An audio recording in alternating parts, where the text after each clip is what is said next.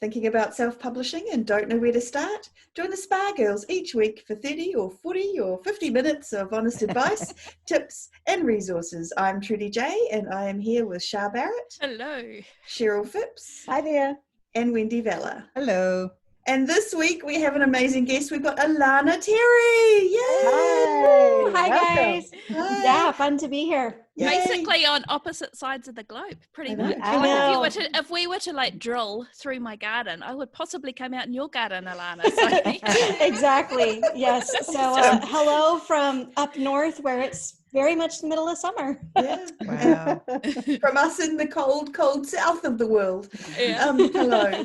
So Alana is going to talk to us about Facebook ads today, which I'm really excited about. But first, maybe Shah, if you could do your bio. So please. we are so happy to have you here, Alana. Thank you so much for giving us the time today. So Alana Terry, Alana spelled A-L-A-N-A, just to clarify that for anybody looking her up, is a 6-figure USA Today bestseller with more than 40 published Christian suspense novels. She hosts the Successful Writer podcast, which is a fabulous marketing-focused podcast for indie authors of any genre, and I can highly recommend her I always get this, the Myers-Briggs. MBTI. Thank you. I knew it had a couple more initials on there. Recent episodes, they're excellent. Alana has also created several highly regarded courses that help authors reach their dreams of achieving creative and commercial success. We're going to talk a little bit more about Alana's courses at the end of the podcast, but just quickly now, if you're wanting to have a quick check out as you listen to this podcast or watch this podcast, you can find Alana's website at alanaterry.com. And if you want to look at her courses, you go to courses.alanaterry.com. So I'm going to hand it over to Trudy. Awesome. Thank you, Shah. Awesome. So just to warm us up and get us into the swing of things here, Alana, can you just tell us a little bit about your writing journey, how you got into writing, and where you came from and Absolutely. where you ended up? Yeah. So I've been published since 2013. I believe my first book was written in maybe around 2011. I did the whole thing that I'm sure many authors who've been around the block are familiar with, crowing agents and things like that. Decided to self-publish, loved it. So I'm up to, it's hard to keep track, about, 40 plus novels at this point. Most fall under the Christian suspense umbrella. There's a few romance, a few women's lit, and maybe about 2 years ago was when I started to invest more energy into helping other authors. I was getting a lot of people asking me just one-on-one for help, author friends of mine saying, how do you do this? I'm like, well, maybe I could, help people more than just people I know. So I started doing, the Successful Writer podcast. I've got some courses for authors and I really enjoy that side of it too. It's just a nice break from the fiction writing. Yeah. Awesome. That's cool. So how long have you been doing Facebook ads then, if we're talking about I forget if I started in 2016 or 17. It was one of those years. I think I started in 16 and began real rapidly scaling up in 2017. Yeah, okay. And don't quote me on that. I'll try not to. So did it change your business, as a lot of people say, or is it already going really well? It was very much a pivotal decision. Not just the Facebook ads. I actually started with Amazon ads because I've never loved doing graphics. And so the idea of doing graphics for my Facebook ads was a little scary. So I started with some Amazon ads, small scale stuff, realized, okay, this is kind of sort of working. And then I took a course on Facebook ads, and that's when I started to really invest more each month, see more royalties coming in, and was able to scale up pretty quickly from those. That's awesome. Okay. And so how did you get good at them? Like, was it just time, or did you just immediately the gods came down and said, you are a genius, or how did it evolve? Well, there's testing involved, and I come from actually a sort of sciencey background. I was a biology major, I was pre-med, I was a chemistry lab TA in college, and I definitely made the right choice, like not going to med school and pursuing the more creative type of thing. But I found that especially with Facebook ads, when there are so many things to measure, that having a little bit of a scientific way to approach it helped. So I did a lot of testing to see, you know, what kind of images are going to work best, and just approached it pretty systematically. And lots of testing. I'd say those are the things that helped. And then really just diving in and learning as I went. You know, there's no replacement for that. Yeah, exactly. That's awesome. So if someone's never done a Facebook ad or very few ads, like how do they get started? Where's the starting point for that, for Facebook ads, do you think? Yeah. So the thing with Facebook ad is there's multiple pieces that you have to create. You have to create the ad itself, and you have to create the audience, and then you've got to set it all up. So a few things to just kind of keep in mind to keep it simple is, I think, always really, really useful. So let's talk first about just creating the ad itself. And one thing that I was thrilled to learn is that when I just throw up a generic stock photo, those are the ads that get me the best results and the best click-through rates. So I realized, like, I don't need to go into Canva or Photoshop and do like real fancy things with my book cover. I just either crop part of my book cover, so it's like the picture of the main character, or I just get a stock photo that kind of evokes feel. So for example, like if you've got listeners who write romance, it's the easiest to advertise because all you need is like a picture of a couple. Like they don't have to be the same couple on your cover or anything. It's a picture of a couple. So that was one thing that made it real simple. I don't put any text on my images, really. I buy the stock photo and give it to Facebook, and I let Facebook make all the size adjustments. I'm really, really hands off with the graphic side. And then, you know, it's little pieces that you add. You add a headline. That's the part that comes in bold. And then you add your text. That's where you just kind of get to sell it. And I would say, like, just a couple tidbits to keep in mind is you want to make it really clear what the genre is and really clear that you're selling a book. And if you've done that, I mean, that's basically what you need to create your ad. And then the next step, you do also need to find an audience. So that's kind of another layer there. And really, for starting out and keeping it simple, most genres you will be able to search. So like romance readers or romance novels, you'll be able to search some terms like that. So you could search by genre and build an audience that way. Or you can search for some of the big name authors in your arena. So like I know some of the romance off the top of my head that I know you can target on Facebook. It's authors like Debbie May Comer, Nicholas Sparks, you know, the ones that you see their books in the grocery store. Those are pretty good starting points at the very least for building your audience. Yeah, that's awesome. So in terms of, so when we go in to set up a Facebook ad, it can be kind of confusing because they've got this category and then the ad set and then the ad. So can you talk about that? Like, so what's the category? What's the ad set? How does that break down? So there's kind of 3 different sections. And once you figure out how those sections interact, it takes maybe like 80% of the confusion away. And so basically, I think of it as an umbrella, and you've got the big umbrella, which is your campaign. And that's basically just, what are you doing? For most authors selling books, what we're doing is we're sending people to our Amazon sales page. And so most of the time, an author is going to set up a campaign that's a traffic campaign. You have other choices, but in general, you're going to set up a traffic campaign, which just means you're telling Facebook, I want to send people to a website, as opposed to like, I want to get likes for my Facebook page or things like that. So that's really all you do under campaign. And then underneath the campaign, you get to select your ad set, and that's where you select your audience. So maybe it's people who read Nicholas Sparks and Debbie May Comer who also watch romance movies or something like that. That's where you set your audience, and you also can do things like tell them how much you want to spend, set your budget and stuff. And then under your ad set is where you make the ad itself, which is what you think of as the ad. It's the picture that shows up as a post on Facebook. And again, to keep it real simple, what I usually do is I'll just make one campaign for each book, and each campaign only has one ad set and only one ad under that. So, I mean, you can get more complicated, and you can do, for example, like I'm going to have a campaign, and in my campaign, I'm going to have 10 audiences, and each of those 10 audiences are going to see 20 different ads. And that's a lot to keep track of. And so again, I am huge in favor of keeping it simple when you can. And so in general, I'll just have one campaign with one audience or ad set and create one ad for that audience, and keep it easy. Yeah. Okay. And so how many ads would you have all up then as a general rule? And one I campaign. usually have, for one campaign, it would just be one ad, but in general, No. yeah, I've got maybe like 3 to 5 ads running at any given time. Oh, okay. I usually just have, and they're usually advertising different books or series to slightly different audiences. And I'll usually just be running like one big budget ad. So for example, like right now, I probably have one small budget, like $5 or $10 a day, where it's not a traffic ad, but it's to get people to sign up to my newsletter. I've got one low budget, like $50 this week campaign that's basically just retargeting people who are on my newsletter list or have been to my website. And I'm like, hey, here's a book you might not have read.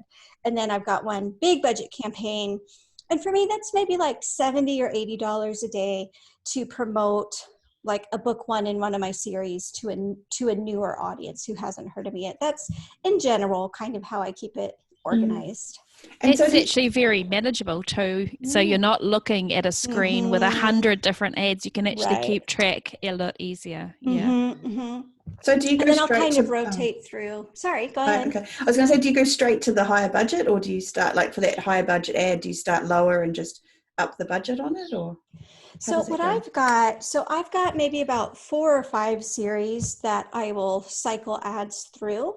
And so basically I've already tested the ads that work for that series. And so unless I'm testing something new, like I have a new book out and I don't know what images and text are going to work well to sell that ad, in that case, yeah, I would start small and just kind of do a little bit of testing. But basically once I find an ad that works, then I'll just start it at, $50, $70 a day, something like that. I don't go much over like 80 or 100 a day. I know some authors do. You can get into some like diminishing returns at that high of a budget, but for some authors it works awesome. I think a ton of it has to do with just what you're comfortable with and your cash flow and things like that too. Yeah. And you wouldn't get to that stage, would you, Alana, unless you had done your testing? Exactly. Yeah. I would never throw like $100 a day at an ad that I just started. Right. So I would do, I would spend maybe like $30, $50. You don't need to spend a lot to get data. And so what I would probably do if I had a brand new book and I knew I wanted to create a high budget ad campaign for it, what I would do is I'd spend like $30 to $50 testing different things. So how do people respond to this picture versus that picture, this headline versus that headline? And then once I found what worked, that's what I would do and start it, at the higher budget. And you start a whole new ad, like that's the one thing I've always heard, that you don't make changes to any of your existing ads. You make a new one. Do you do that? Or usually, yeah. So after I do all the testing and get enough data, then I create basically, like I call it my super ad. So I've taken the best image, the best headline, the best text, mashed them up together in one ad. And run that. But then after that, like I'll run that exact same ad to different audiences over the course of its lifetime. Like I'm running ads that I probably made, a year ago. I'm still running them, not continuously, but I just kind of cycle through. So for each of my 3 or 4 series, I have 3 or 4 ads that I know work kind of well. So I just sort of cycle through so that people are usually seeing something that's kind of new from me. Okay, well, that's interesting. That's really good, isn't it? Because that's going to take away from that time-consuming business of exactly. Right. And so now, like, I'll create new ads for new launches, but for the kind of just my backlist books that I'm just kind of promoting evergreen, I don't need to like retest it every month or something. That would be kind of exhausting. Yes. Yeah. Oh, that's awesome. No. That's great. Thank you for that. I'm gonna... I can already hear the sighs of relief out there. I know. So what are you looking for when you're looking at what ad works for you? What sort of metrics are you looking for? What's the tip off? Yeah, so I'll tell you, most authors are going to only pay attention to cost per click, and that can be slightly deceiving because if I send the same ad to, let's say, since we're talking about Debbie Maycomber, Nicholas Sparks, let's say I send the same ad to Debbie Maycomber's audience and I run that same ad another time to Nicholas Sparks' audience. If I'm just looking at cost per click, maybe Debbie gets me 10-cent clicks and Nicholas gets me 20-cent clicks. My knee-jerk reaction would be I'm only going to advertise to Debbie. But it's possible that like some audiences can be 2 or 3 times as expensive for you to target. So it could be that my Nicholas Spark audience, they love me, but he's just a more expensive target. And so what I like to look at most to see if people are responding to my ad, I look at the click-through rate. And so if you can get like 5% or more people who see your ad click on it, that's good. If you can get like upwards of 10% of the people who see your ad click on it, you found something awesome. And so even if your cost per click might be a little higher than other audiences, it means you found an audience that really is engaging with your material. It's an excellent metric. That's awesome. Well, do you use other, like, do you look at impressions or anything like that? Like, or is it basically those two? Those are the main ones. And then I'll look at my conversion. And so basically for every, 25 clicks or so, I'm hoping to make at least one sale. Okay. And so that's the other number. You need to do a little bit of math because you need to look at your KDP sales data as well as your Facebook ads data. Yeah. But yeah, the click to sales ratio is the other one that I pay pretty close attention to.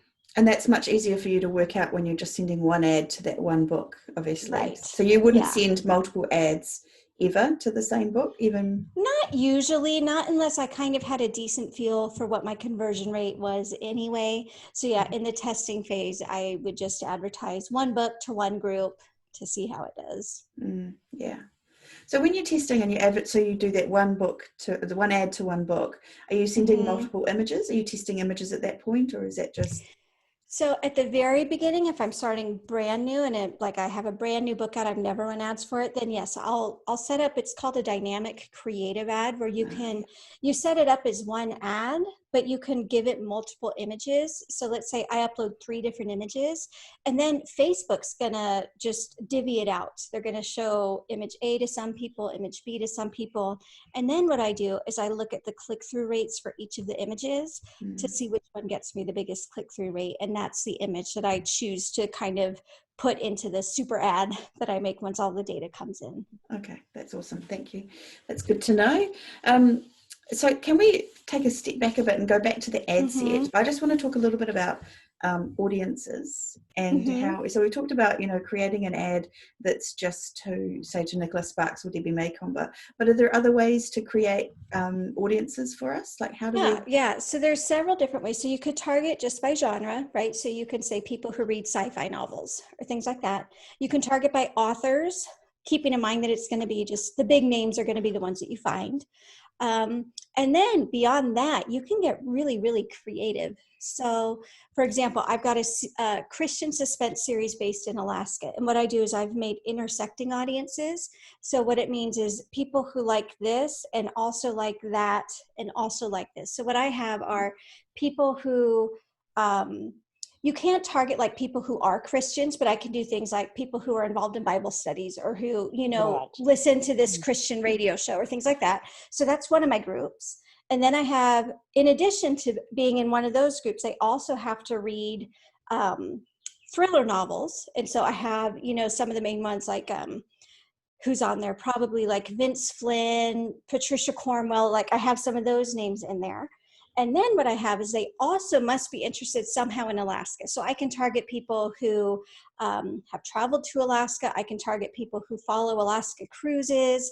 And that's turned into like a really fun audience where it's not like I can't target Christian suspense writers who write books in Alaska, but I can get all of those components by doing these intersecting audiences. Okay, that's awesome. So clever. That's like, do you also add on there that they have an e-reader, or do you specify that in any way? Yeah, okay. I usually also do that. So I'll do things like, they read on Kindle, or I'm wide, so they read on Kindle or Nook or Kobo or Audible. Yeah, I'll put those in addition as a segment to make sure I'm getting e-readers. Yeah, very cool. And those audiences, do they have to, those 3 separate things, is it they have to be all 3 of those, like, or it's not? So you have to like at least one thing in each group. Okay. So you have to like at least one of these thriller authors and at least one of these kind of Alaska centric topics, at least one of these ebook kind of topics. So yeah, it's a really fun way. It's almost like character creation, like it's the same kind of fun energy that goes into like creating a character from scratch for your novel, so like if you're writing books about middle-aged divorcees who marry cowboys, right? Like you can target women who are middle-aged. I don't know if you could target people who are divorced. It might be an option, or at least single, people who aren't married, who listen to country western music and like, cowboy movies or something. Like there's so many different ways that you can create that kind of person. And just, with each intersection, it's basically they have to like this and that, and they must also match this. It's a pretty fun way to build I was you're just really gonna building say, an avatar. You've actually made that sound fun. Yeah, it is fun. Yeah, no, it is. It's a little bit of character creation, and it's a little bit of detective work. Like what is this reader going to like? What are their hobbies going to be? Things like that. That's awesome. And so what kind of size are these audiences that you're creating when you do them like that? What's your... Yeah, so in general, I don't like hard and fast, like it must be over this or less than this. In general, like if you get under 100,000 in your audience, and I'm talking about when you're targeting the US store or the people in the US. Yeah. So in that case, like less than 100,000 might get kind of expensive for you. If it's targeted enough though, it might work really well. But in general, a rule of thumb is more than 100,000, less than 2 or 3 million. And that gives you like a huge wide range. I've never done an ad where the audience size is much more than about 2.5 million, because at that point you're advertising to so many people that it might not be quite as specific to what they're looking for. Yeah, that niching down is really important, isn't it? Like when it gets too big like that, you just kind of like throwing you're talking to spaghetti everybody. Yeah, exactly. You're not finding your real readers. Yeah, no, that's cool. Yeah, like some of the targets are so broad. Like you can target people who are interested in books, but like that's just a little bit too generic. Like, are they talking about the dictionary? Are they talking about Reader's Digest? So yeah. You really want to know that you're getting the right audience for your books. That's brilliant. Exactly. So I have a question with the books that you're advertising, Alana. Are they full price or are they discounted for first in series? No, I'm a big believer in just not doing a ton with 99 cents. I don't have anything perma-free at the moment. There was a time before I started doing paid ads, doing free books or 99 cents did feel like the only way to get visibility. And now that I can do the paid ads, I'd rather get the extra read through. That's a big thing that I noticed, was even if I got a lot more sales with the 99-cent book, the percentage of people who went on to buy book 2 was so much smaller that I make significantly more money when I just keep everything at $3.99, $4.99, things like that. Yeah. Yeah, that makes sense. That's awesome. Can I ask, with your email newsletters, sign-ups you want to do when you're doing an ad like that, what sort of graphic and wording would you use on something like that? Because it's very different from sending someone to a book. Yeah. So when I write my ad copy, and this is not just for the newsletter signups, but for my books too, when I'm just trying to sell the books, I try to focus a lot on the reading experience. And so more so than just, here is a book about a girl who gets kidnapped. It's, readers are calling this the most exciting Christian novel they've read this decade, things that are going to evoke the kind of emotions behind it. So the ad that I currently have running for gaining newsletter subscribers, I do have a free book they get when they sign up. So I have just a short paragraph or so that talks about the book in those kinds of terms, like basically it's very adjective heavy, like this is a very exciting book that readers can't put down. And then below that, I have, you can get it when you join the Alana Terry newsletter list. And Facebook, they don't like anything that's bait and switchy. And so I make it really, really clear that they're signing up, they're subscribing to a list. And so then I also say, like, be the first to learn about new releases and special deals and things like that. So that, first of all, they know they're signing up for my newsletter list, and they also realize they're getting a little bit out of it. That's kind of how the sort of format that my ads for newsletters follow. Yeah. Are you sending them to a landing page, or are you getting the I'm emails doing it on, as a lead gen ad. So it all happens on the Facebook platform, so they don't have to go to another landing page. Yeah. And then they're just automatically added to my list. Does that, I've never done a lead gen ad. Does it work better that way than sending them to a landing page? It has for me. So I tested 3 different ones. I tested sending them to a book funnel page, a lead gen ad where everything happens on Facebook, and then just a sign up page on my website. And the lead gen ad was definitely the best. So right now I'm spending maybe like 25 or 30 cents per subscriber doing it with lead gen ads. When I was sending them to my own webpage, it was about $1 per subscriber. So it's a big difference. Wow. Yeah. That's awesome. Okay. And what graphic would you use for that? So do you make a graphic for that, or? Yeah, so for this one, I just have the picture that's the cropped bottom half of my book cover. So there's no text. It's just the picture of kind of, there's a scene with the silhouette of the scary guy following the woman, you know, just kind of a suspenseful looking scene right from the book cover. Cool. Yeah, and that's just for your newsletter. So if you're doing a blurb for just a normal ad, not the newsletter one, not the lead gen, but the traffic one, sending people to Amazon or wherever, do you ever use an excerpt? Like what kind of format do you use? I haven't. I know of authors who have done really, really well by just, you know, here's the first 800 words of chapter 1. I had no idea that would work, but I've heard like, yeah, that works really well for a lot of people. Usually mine, again, are more into the kind of reader experience. So I do a lot of readers are calling this the most, you know, that kind of thing. I'll usually include, you know, 1 or 2 quotes from readers. I've got a call to action below that. And then since my books are wide, the main link takes them to Amazon. So if they click on the picture, it's going to take them to the Amazon page. But I also, at the end of my text, have links for all the other stores too. Okay. So you do include that in there. Okay. And so when you talk about the reader experience, can we talk about that a little bit more? Like what kind of things are you trying to evoke? So you've got your audience that's to just those people who like Alaska and the thrillers and the Christian side of things. So you're trying to pull out those things in your text? Do you try and match that up? Yeah. So, you know, there's usually, it starts with some kind of hook. Like I know one of my recent releases, the premise is this woman is trying to find her runaway daughter who's been trafficked. And so it's something like, you know, the hook is, it's every mother's worst nightmare, except this time she's not dreaming or something like that. So there's usually a hook that kind of grabs you like what's going on. And then I take a couple lines or paragraphs again to talk about the experience. So I'm really bad coming at these off the top of my head, so they're not going to sound as polished. But, you know, this is sounds good to me. I'm ready to click that buy button already. That's right. So it'll be things like readers are calling this the most suspenseful Christian thriller. You know, stay up late to find out, blah blah blah, things like that. Like one of the questions I like to ask myself is, I try to put myself into the head of my biggest fan before I do blurbs like this. And I try to say, what's my biggest fan telling her best friend when the best friend says, you've got to buy this book?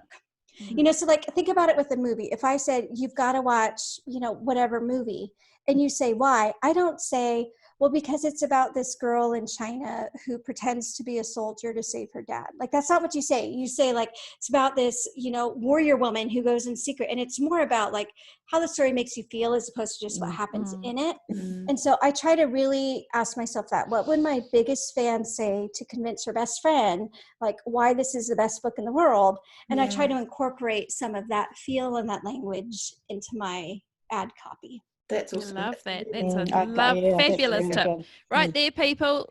Just read behind and listen. Everyone's writing it down. and so I guess if you're kind of sitting there just working through this for the first time, maybe going somewhere perhaps like Goodreads, reading what people what readers are saying, how they describe their favorite books just in general, maybe would be a good way of doing it. For sure. And again, like as novelists, we're so creative and imaginative anyway that you can use that same sense of imagination. So, you know, imagine you're at the coffee shop and these two women are gushing over your book. They don't know that you're the author, and they don't know that you can hear, but they're talking it up like it's the best book in the world, because it is. Like, what are they saying? You can almost write the dialogue of what they're saying to each other. And then you can, incorporate those kinds of things. Another good way to do this is to just survey your own readers. About once a year, I'll send out a survey, and one of the questions tends to be something like, what makes an Alana Terry novel different than any other book in this genre, right? Because you want to stand out, you want to make your genre clear, but you also want to stand out in your genre. And so if you can get some of their answers, and especially, like, let's say you get 30 responses and 15 of those responses use the exact same words, like it's so inspiring and heartwarming. Well, then okay, those are the 2 words that you want to make sure are showing up when you're talking about it to potential readers. Yeah, that's awesome. And so if you're someone just starting out and you're just sort of new to that, so Goodreads would be the place to go. If you didn't have a mailing list, you couldn't go, and you're looking at maybe other authors' ads, like can we check out other authors? Or yeah, there's a little bit of a workaround. So what I could do is, like, I could go, Trudy, and find your Facebook page, not the one where you like friend people, but like your main author page. And you got to dig around, and sometimes I can find it, and sometimes it's so buried and I forget where it is. But basically, I can go to your page, and at some point there's going to be something that says page transparency or something like that. And I can click on that and see what ads you're running. It's not going to show me all the ads you've ever run, but it'll show me which ads you have active right now. It's not a bad way to do it. Another thing is, if you just pay attention to the ads that you see in your own Facebook news feed, and just pay attention to which ones make you stop scrolling enough to read. It doesn't even have to be a book, an ad for a book. However, if you get ads for books and you want to do more research, definitely click on those ads, because that tells Facebook that you're interested in ads for books. And so they'll send you more of them. So if you want to do that type of research, anytime you see an ad for a book, for sure click on it. Maybe even follow some of the big name authors in your genre, something like that. It might help kickstart that process. But just pay really close attention to what makes you stop scrolling. What about their wording appeals to you or not? What would you do differently? That kind of thing. It can be really helpful.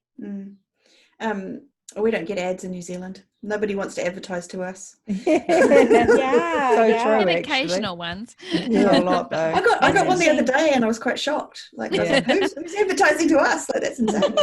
I feel too guilty clicking because I don't want to charge the author their 30 cents or whatever. Do you know what? They're charged when you see the ad. And so when you click the ad, it actually is going to make them happy. They're going to be like, oh, people are interacting. So I have a question. If I send an ad to you guys, and it has smart redirects, so like if you were in Australia and you clicked on my ad, you'd go to the Amazon Australia store. Where do you go? Do you go to the .com? Yes, definitely. Okay. They tried to make us go to They did. .com.au, but we're sneaky authors who don't want to go there, and we want to go to .com. So we're given the option, but so a lot of people would have gone to .com.au because we're .com. Okay. That's a funny thing. But we still don't get advertised to. They still know where we are. They still know we're in New Zealand. They know how to find us in the world. You said something, and I was going to ask you something, and now I've lost it. What were we just talking about? Tell me, remind me. What were we? I've forgotten too. We were talking about what makes surveying your own newsletter. I thought was an excellent way of doing it. And I love that idea about what makes you stand out. I that's such a clever question. I've done for authors, I've done how did you find me kind of thing, but that one takes it to a whole nother level. Love it. It's a really nice one, because you don't want to be so far outside your genre that you're a total different genre nobody's heard of, but you do want to find the things that make you unique, for sure. When do you look at retiring an ad? When you think, well, this has done its dash? I mean, do you change your ads up every month, or how do you? Yeah, so I will. It's very rare that I'll totally retire something and never use it again. So usually what happens is I'll run it for. anywhere from like 3 to 6 weeks for, you know, if we're talking about my big budget ads, like, you know, $1,500 a day, 3 to 6 weeks is a decent sweet spot for me where people haven't started ignoring it yet. And I'm still getting a good return. So what I look at right now, I just kind of have a feel. It's very rare I would let something go for more than like 6 weeks. So I just kind of set it up that way to begin with. But in general, I would look at the cost per click. That's when I would look at cost per click. And if it's going up significantly, like let's say you started at 15 cents per click and it stayed there for a month, and now all of a sudden it's like at 25 cents per click, it probably just means that people are getting tired of seeing your ad. There's also a metric called frequency you can use. It's never one, like I would never turn an ad off just based on the frequency, but basically what the frequency tells you is on average, how many times have people seen your ad? So you always start with a frequency of 1. By the time you get to a frequency all the way up to 2, that means the average person has seen your ad twice, meaning some people have probably seen it like 6 or 7 or 8 times. It's pretty high. So it's pretty common to decide to turn off an ad before it gets to the frequency of 2. But if it's still working, you don't have to. And then the other thing is, you know, paying attention to that conversion rate. How many clicks is it taking you to get a sale? When that starts to drop off significantly, that would also be time to just give that ad a rest. The only ads, you know, like there are some ads that I've tried and they didn't work. So I guess you could call those retired. And then every so often I have completely retired an ad. Like at one point I was comparing one of my books to like a crossover between 2 authors. And just recently one of the authors has done certain things that have gotten people in the Christian reading community upset. So I was getting tons of comments like, well, why would I want to read something by this person? No. Like, so I retired that based on, you know, based on that Absolutely. feedback. Oh, But that's one of funny. the only, that's one of the only like retired ads. So usually what I'll do is, as long as they keep working, I'll let them run for like 4 to 6 weeks. I'll give them a break and focus on another series, and just kind of rotate through them. I kind of think about it as crop rotation, right? So like this month, audience A is seeing ads for book series A, and next month, audience A is going to see ads for book series B, and just kind of rotate through. And you just pause the ad rather than I restart them. Yeah. yeah. I'll set start and end dates, and then I'll just, Right. when I'm ready to redo it, I'll just duplicate it. Got Okay. you. Okay. Oh, that's good to know. Oh, so you set start and end dates. Okay. I do set start and end dates. Yeah. You don't have to. For me, it's a little easier to not have to be quite as hands-on, and it's just fewer decisions, right? Because otherwise your temptation is like every day, should I keep this ad running or not? Like, so let's say you have one bad sales day and you're like, well, I'm going to turn off my ad, but you know, everybody's going to have one bad sales day. So I found for me that just setting a start and end date in like the 3 to 6 week range keeps me from feeling like I've got to go in every single day and decide if I'm going to recommit to that ad or not. Yeah. That's a And really speaking as somebody who's done this, it's also when you've got a lot of ads on your business manager or have you do it their dashboard, it's very easy to let the ad still run that you haven't, if there's no end date that is no longer applicable. Trust me on that one. Yeah. So you be like, this great book for the summer, and it's already you know, in our spring. In our case it was I was doing it for Spa Girls, and we had an in-person course a couple of years ago, and then I don't know, I think, and it wasn't, you know, I was advertising a course that had happened 6 months ago for about a day or two. So on that note, do you have a list of your audiences and your rotation system, or do you just do it? Yeah, I've tried to come up, I don't have a system that I love, but I've come up with a couple systems that work okay. So right now I'm doing them more in a spreadsheet and just being, you know, here's the book, here's which ad from that book, and here's the audience. I used to do it. I had this big old poster board stapled up on my wall, and I would have like Post-it notes, and each Post-it note was for different ads and audiences. It was a fun way to do it, and in visual, it was just kind of hard to keep up with. So I haven't found a perfect system. Like, I like to be organized, but I also don't want to, like, I would never be the type of person who could like set all my ads for the year and never look at them, because I do kind of feel my way through it based on what is and isn't working. So yeah, I would love a slightly better system for staying organized, and the closest I've come to is just keeping track of which ad is being seen by which audience. So are you going in daily or weekly, or what would you say? I'll go in maybe like 4 to 7 times a week just to check my numbers, just to check the cost per click, things like that. And then when it comes to tweaking, starting, stopping, I'll do that like 2 times a month or so. And so that's another reason, like I like to set the start and end dates, is because then I know that even if I don't do anything, that you know, my ads are going to be, if I don't do anything for 8 weeks, at the end of that 8 weeks, all my ads are going to be paused and nothing bad's going to happen other than my ads will be paused. That does make sense.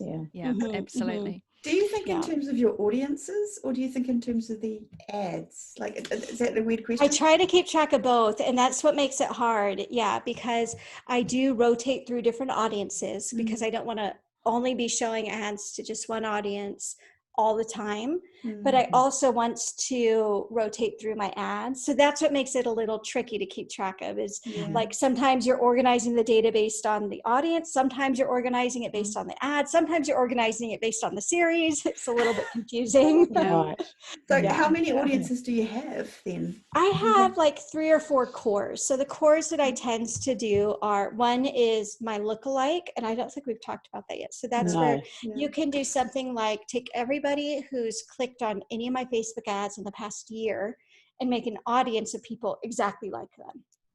You can do that with like your Facebook traffic, your website traffic, your email newsletter list if you've got one. Lookalike audiences tends to be a really cheap way to get a lot of people also. So I will almost always be advertising at least something to a lookalike audience.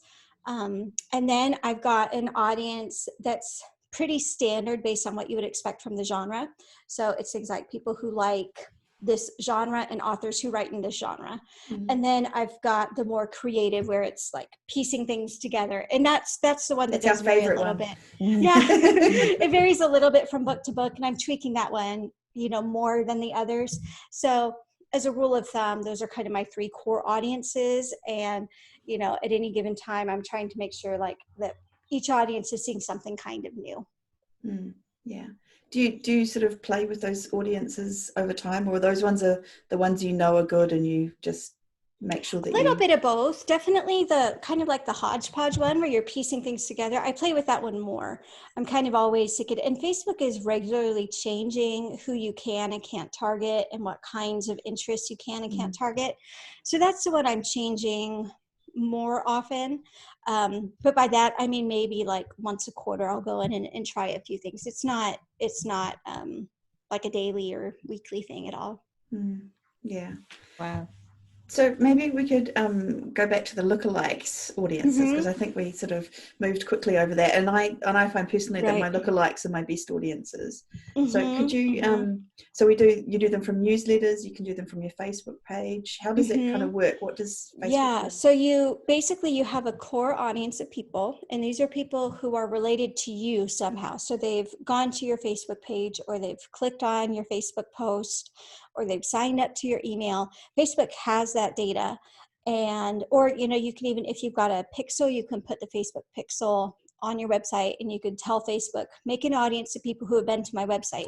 So that's kind of the core. And then once you get anywhere from like 1,000 to like 1,500, you know, you can tell Facebook to take that segment and make it a lookalike. And so then what they're going to do, at least in the US, they're going to say, out of all the people who are in the US on Facebook, this is the top 1% of people who are the most like this core audience.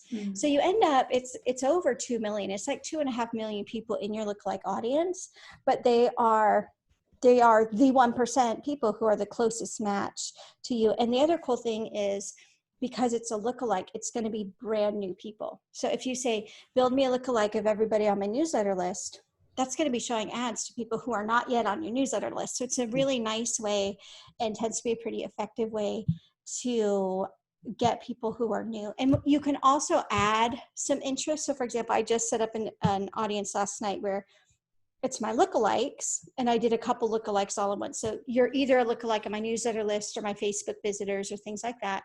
But you also have to read ebooks or audiobooks, right? So you can add a few specifications in that as well. You can say, take my lookalike, but only show it to the women who are part of my lookalike, things like that. You can get it more specific. And another fun thing with lookalikes is you can tailor it to specific countries. So for example, I realized my Alaska series was selling really well in Australia, and I wasn't doing any promotion. So I took a lookalike from my newsletter list, which is, probably at least 80% US based, but I told them make an Australian audience based on this lookalike, and then I sent the ad to that. So it's a nice way to grow an international audience too, if you're interested in something like that. Yeah, that was going to be my next question. Like, do you advertise to the UK and Australia and other places? Do you do UK ads? My genre doesn't seem to do great in the others, not that I've found, at least. I tried Canada, again, not with crazy success, but what I did find in Canada is that if I made the main website, the Kobo book sales page, it did better as opposed to the Amazon sales page. But it's going to be super genre dependent in that case. But I think if you've got a country that you want to try targeting, I think starting with that lookalike is going to be real smart. And then, just keep in mind which Amazon store they're going to get sent to, because it could be a pain if you're in Canada and click it and it takes you to the .com, but you can't buy it unless it's the .ca. You want to pay at least a little bit of attention to that sort of thing. Yeah, no, totally. That's awesome.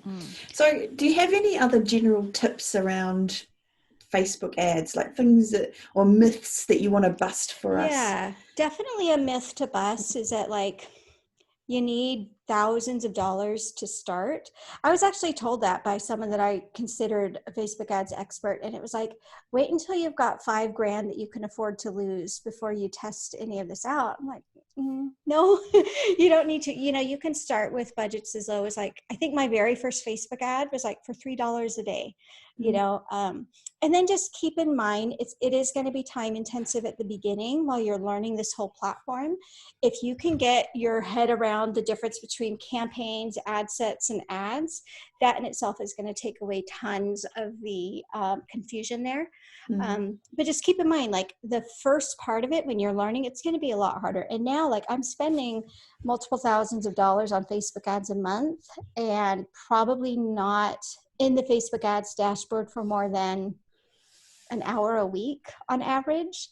So, once you kind of find things that work, you can just have them keep on working for you. So you're investing time at the beginning so that you're going to buy yourself more time later on. Do you have a spreadsheet where you keep all this information separate, or you just go in and have a look and know by feel? I do a little bit of both. I do keep a spreadsheet, but when I don't update it all the time, I'll update it once or twice a month, or when an ad ends and I just want to kind of do a postmortem on how that specific campaign did. A lot of it I do by feel, just, hey, I started this ad for $100 a day. Am I seeing a huge spike in sales from the day this ad started? Okay, good.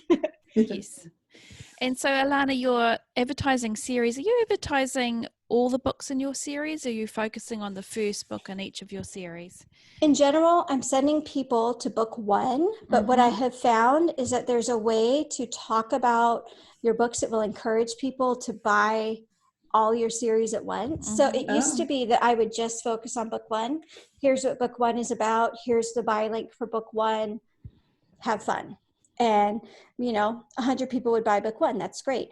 Nobody would buy book two, at that moment. Of course, once they read book one, hopefully some are going to go on and read book two. But I've changed up my language so that now I'm emphasizing the entire series. I'm saying things like dive into the series that readers are calling, suspenseful and thrilling and engaging. And I'll say things like, read book one now.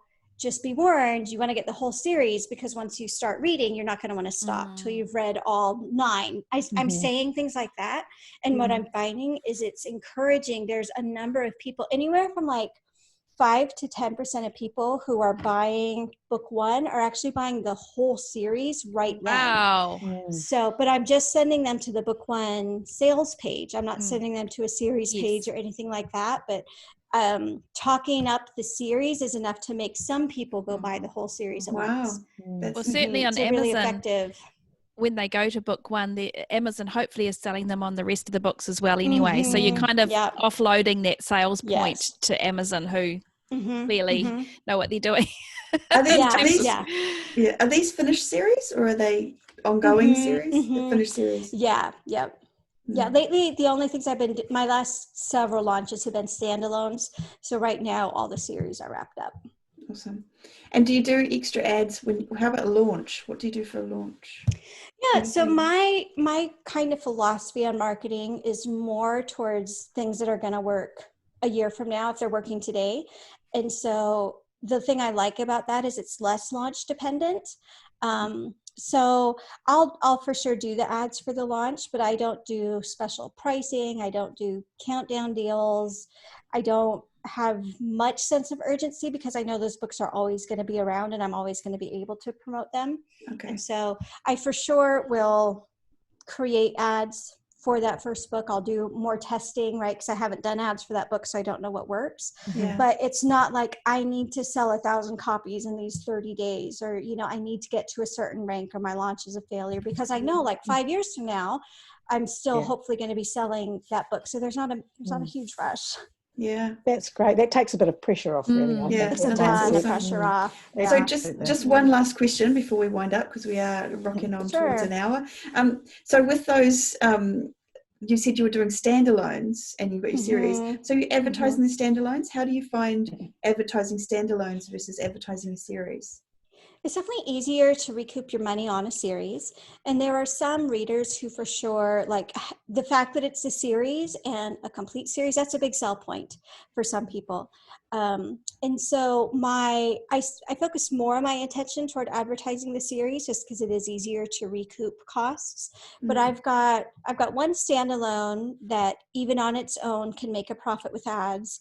I've got another standalone that basically, like, I don't lose money when I do ads, and I'm going to assume that, a decent amount of people are still going to go and buy other books that I've written, so it's still worth advertising. It's harder, for sure, but for me, it was and the reason why I like not having to rely so much on launches is it does buy you some creative freedom there. I was just getting a little bit, I didn't want to have to commit to every 3 months I'm going to have a new book in the series or something. It's been a little bit more fun for me creatively to just, put feelers out for the standalone things and see what people do and don't like. Yeah, that's awesome. Okay, so cool. Wow. The main thing that people need to remember with Facebook ads, what is it? Go. So the main thing is that, especially if you've got a series, the main thing is to remember that it's okay to lose money on book 1 if you're making it up in books 2 through whatever, or if you're making it up in KU page reads or things like that. Like most people who are advertising on Facebook are selling things that are like hundreds of dollars. And so it is going to be hard to have a $2.99 ebook that in and of itself makes a profit on Facebook. It's possible, but it's harder. And so you want to know your series value, your read-through value. You want to know things like that, because otherwise, like, I would have turned off a ton of my ads that actually are making me money. It's just they're making me money across the series, not just from book 1. Yeah, that's really good. And if anybody is questioning how they figure that out, if you just Google read-through calculators, there are a number of them out there from different people that have provided them. It's usually a spreadsheet, but it's often helpfully has the formulas already in there for you. So it helps. Awesome. Yeah.